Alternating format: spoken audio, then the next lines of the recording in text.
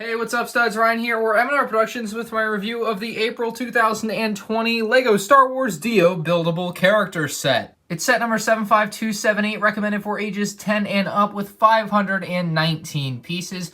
I paid $70 for this thing at Target. If you guys enjoyed this review, please give it a like. And if you have anything to say about this set, leave it in the comments section below. Off the bat, the first thing I noticed about this set when it got taken out of the little brown box at Target, the box is actually shinier than a lot of other LEGO boxes. It just has that extra bit of gloss that they sometimes put on boxes, sometimes don't. It seems like this set has that extra bit of gloss, which I guess is nice if you care about packaging like that. It retains the same Episode 9 logo and branding for LEGO Star Wars. The box art on this set is pretty hideous, though, I will say. It takes place on the same planet where they find the Death Star. You're just out in this open field, plains of wheat, or whatever that is supposed to be, and it just doesn't look very good. It looks dark, it looks dreary. I'm not feeling the vibe on this one, I'm gonna be honest. It just doesn't really work for me personally. You get one little figure, if you want to call it a figure in this set, it's D-0. So if you didn't get D-0 in either the Resistance Y-Wing or the Millennium Falcon of Episode 9, this is another opportunity to pick him up in a set. The box art, again, as well on the sides and everything, has that nice black greebling, which I really like. The back of the box will show you all of the features of D-0 as well as the measurements for him in case you want to figure out if he's going to fit within your space or not. You can also see this set comes with a UCS-style plaque, so that'll be pretty cool to take a look at when we get that all built. But what makes this set cost $70? Not what makes it worth it, because I'm already under the impression this set is not worth its full retail price of $70. I think this is overpriced as it is. I rarely really feel that way about a LEGO set, but $70 for what I'm seeing on the box and how light the box feels and how empty it feels for like a quarter of the box, like, it just doesn't seem like there's a lot here for 70 bucks. So let me build this up and we'll find out if it's actually worth $70. But I'm going to say here at the beginning that I really don't think it's going to be. So I'm in the middle of unboxing the set, and something LEGO should probably take into consideration is make the instructions smaller than your box. These instructions are stuck end to end. And I'm trying to pull them out. They're going to like rip as I pull them out. So this instruction manual should not be the exact height as the width, because it will get stuck in there like it just did with me. What the heck? And the build is done. I will say about this set, it was a particularly interesting build process. There were sections in there that were actually tough to complete, especially with the rounding of the actual like wheel of D-0. It was a little bit tough to get everything to go together. I had to do it multiple times trying to get it together, but it did eventually work out. And it's actually this really cool technique where they use these tube pieces, these gray tube pieces that are very rubbery, so they're actually very bendy compared to maybe the gray tube pieces that you're used to. You can see how bendy they are here and how they're kind of that rubbery material.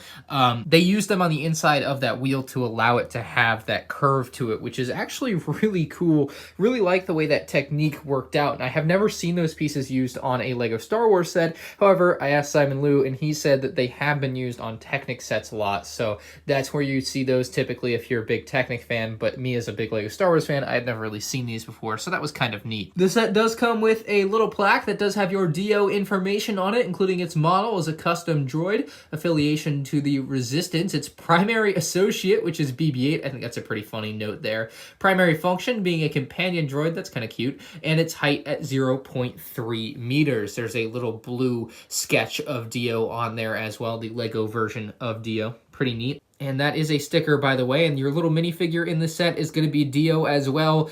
Honestly, the D-0 figure, or minifigure, whatever you want to call this, doesn't look as good anymore now that there's actually a build of it. I'm gonna be honest, this one looks a little bit stubbier and weird to me. I don't know, the proportions on it just look off to me now that there's actually a brick built one that I think the proportions are better on. The actual D-0 build itself, LEGO may have taken one small liberty on, and that is the white tread. There are some images of D-0 where he has a gray tread, and there are other images where he has a white tread. LEGO has gone with the white tread, which I think was the better choice, but there was also the possibility that they could have done light light gray in this. And if you did want to change it over to light gray and make it look a little bit more worn, you could do that. You're just going to need these top pieces here in a light gray color. So that's doable. You would just have to get the parts together for that. So the wheel itself does not spin.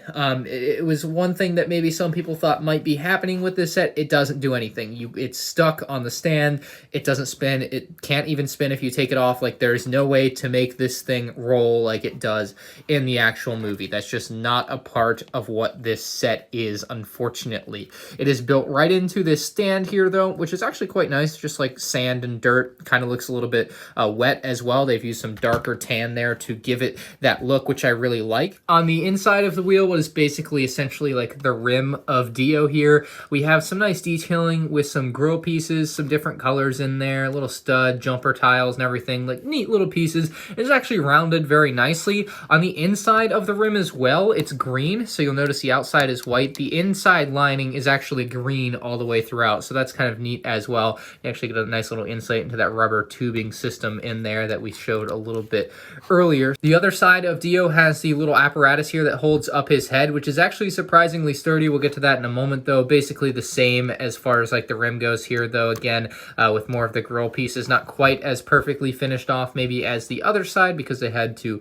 squeeze in some Technic bits here to get this built onto it. And while it may not be apparent at first, you can actually spin them, and that's going to move Dio's head up and down, or there's one up here, you can move it left and right. So you get some pretty good range of motion on that. You can just spin it all you want, really. The front and back just spins like that, not too much action there. But this top one I think is actually a lot of fun, and it's very loose, so you can actually spin it really fast, which I really like as well there. So that's quite nice. As far as the rest of the detailing on the side of here goes, they really just top it off with like a white tile, and it's nothing special. Some more Technic bits and bobs in here, some tubing that's going to run from the bottom of Dio's wheel up and into his head, basically. Other random tubing. I like the black and gray tubing. I like that there's a couple of different colors there on the exterior, and this is that same rubber tubing material that they use on the inside of the wheels, so that's actually really neat. Really cool piece. I really like this stuff. It's a really neat material, and I'm not sure if that's what is making this set cost so much, because at $70, I'm not seeing it for what you're looking at here, right?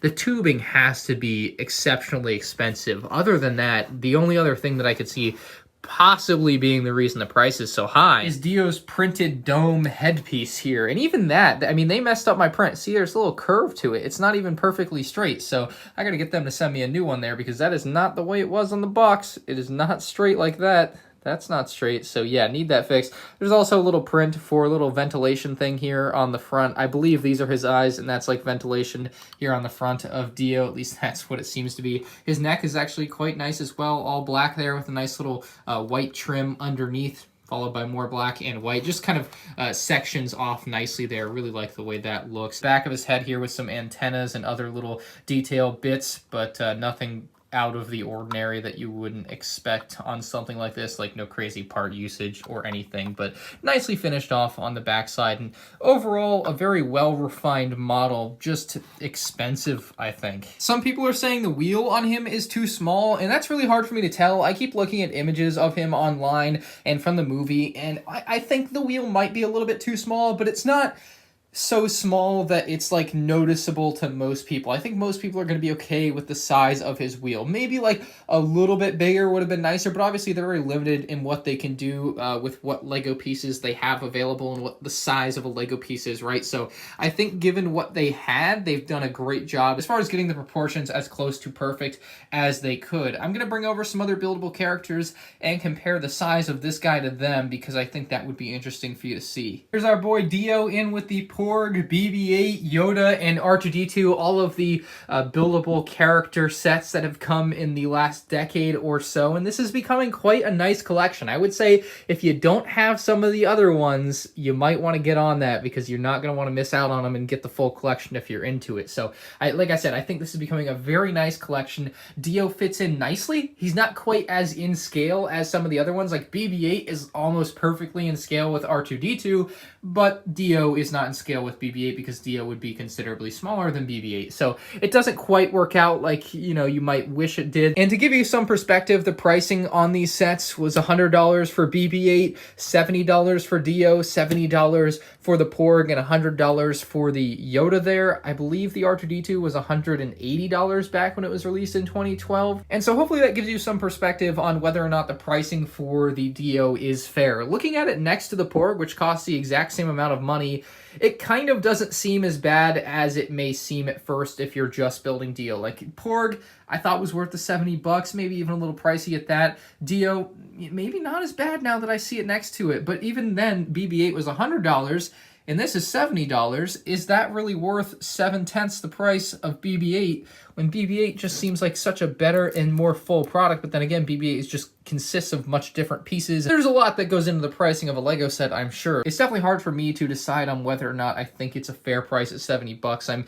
inclined to say it's not. I'm inclined to say it's a little overpriced and that you should wait for that classic 20% off sale. I'm sure it will go 20% off at some point, and then you'll be able to pick it up for $56, and I think then you're going to be having a much better time with that set at that price versus the full $70 if you have the patience. While it's a mostly accurate model of a character that didn't see much screen time in episode 9, I think most people still like this guy, so I think I would only recommend this if you find it at 20% off or better. $70 just seems very steep for what it is. I'm going to give it an overall rating of 7.8 out of 10. It's a little bit better than I was expecting, but still $70 just really dampens the experience for me. Plus, the build experience is a little bit difficult, so I would also recommend you don't buy this for young children. I think they will definitely need help trying to figure out this wheel apparatus thingy, and that's definitely not going to be fun. Plus, putting some of the tubes together with the pieces is really tough. It just takes a little bit of strength to do that, and I don't think a little kid is going to have that. Probably going to want to go 13 and older on this set, even though the box does say 10 and up.